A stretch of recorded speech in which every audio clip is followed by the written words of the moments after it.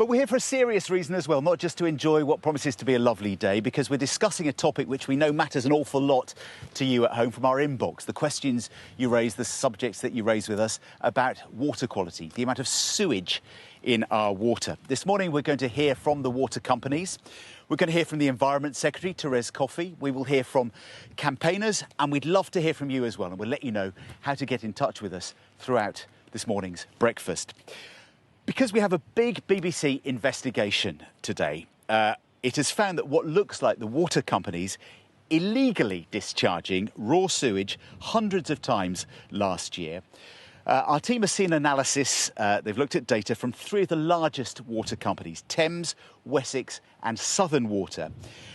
And it appears to show that on 400 spills last year, lasting thousands of hours, sewage was released not during wet weather, not during storms and heavy rain and snow, but during dry weather. This is something that our environment correspondent Jonah Fisher has been investigating. It stinks, but is it legal? Raw sewage was released onto England's beaches and into its rivers more than 300,000 times last year. Some of it was allowed, but our analysis of water company data suggests they're regularly breaking the law.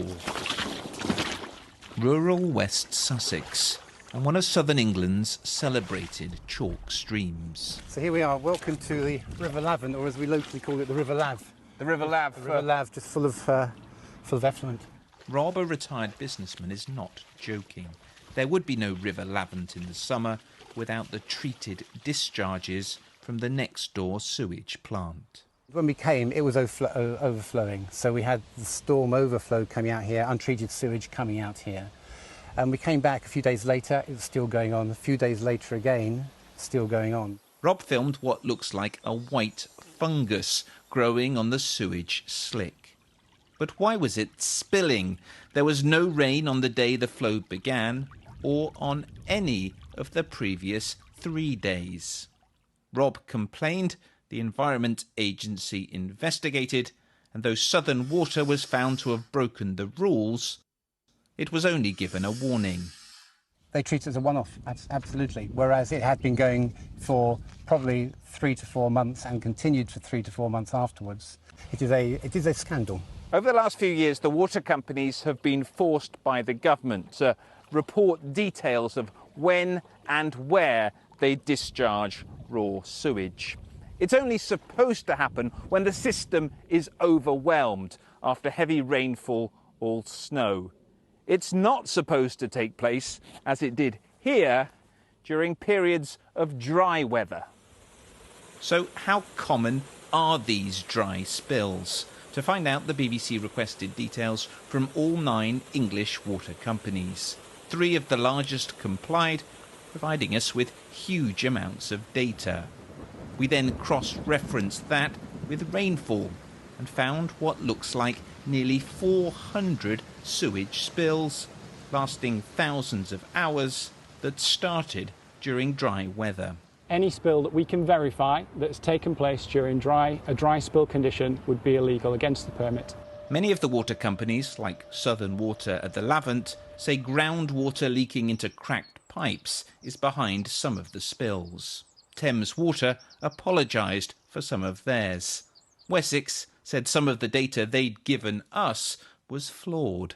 There should never be a dry spill, and any suggestion that there has been one should be investigated fully by the Environment Agency. But I think really enforcement is not the way we're going to fix the ultimate issue, which is to reduce and ideally eliminate sewage going into our rivers and seas, which is why we have unveiled an ambitious plan to triple investment so that we can tackle the root cause of the problem, which is an ageing system, a tired system, and a very large system.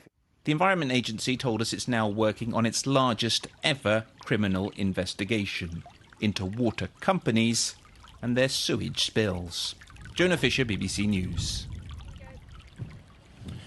Well, Jonah's with us on the sofa here in Langstone Harbour this morning. I know an awful lot of work has gone into this story. Do you want to just talk us through how you've done the research, how you've come up with these conclusions? Yeah, the way this works is that water companies are required by the government to provide details of how many spills take place and where those spills take place. So every year they report that to the Environment Agency.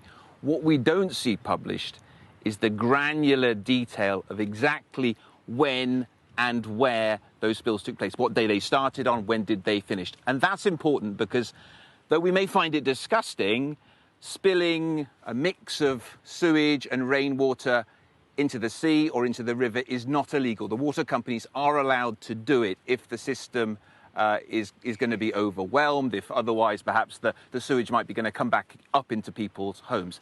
They're not allowed to do it under the terms of the permits on these overflows if it's dry weather. So what we did is we requested the information from the water companies, freedom of information requests. 3 of the biggest English water companies got back to us with what was a huge amount of data. Then much cleverer people than myself crunched Impossible. that. Yeah, well, believe me, this was a massive spreadsheet, if you can imagine it. Basically, they crunched the data, all of that data from the water companies. They combined it with data from the Met Office about when the rain had fallen. We adopted a much more generous parameters on this than the Environment Agency, so we could isolate when spills had taken place during periods of dry weather. And as you said there, we discovered just from these 3 water companies, there are 9 water companies who deal with sewage in the UK. It looks like that they have been spilling sewage during dry weather, well, somewhere in the region of 400 times last year. And that's what we call dry spills, so it's released during dry weather. Exactly, that's the important distinction here. If it's really, really wet,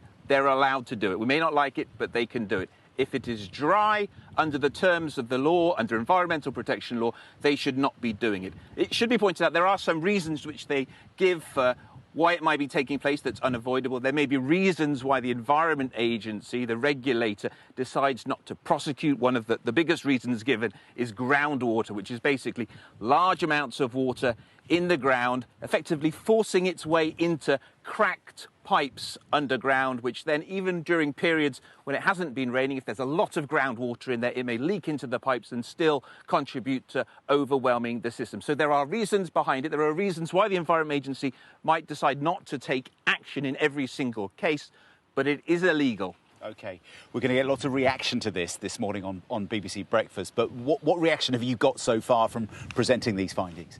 Well, we've been speaking to everyone involved, as you'd expect, with the different water companies. As I just explained, you have various different explanations. One of them, Wessex, said that, in fact, the data that they'd given to us, there were some issues with it. Thames Water, well, they apologised for some of the spills that we had highlighted taking place in London. We also spoke to the Environment Agency, who are the regulators here, effectively saying, did you know this was taking place? Are you aware? And they said, well, they can't say too much, but they're in the process of what they're calling their largest ever criminal investigation, which is looking generally at the issue of spills from water companies. So we may well hear more on that front. Jonah, for now, thank you very much indeed. What a spot, hey? Isn't it Incredible. gorgeous? We've struck gold.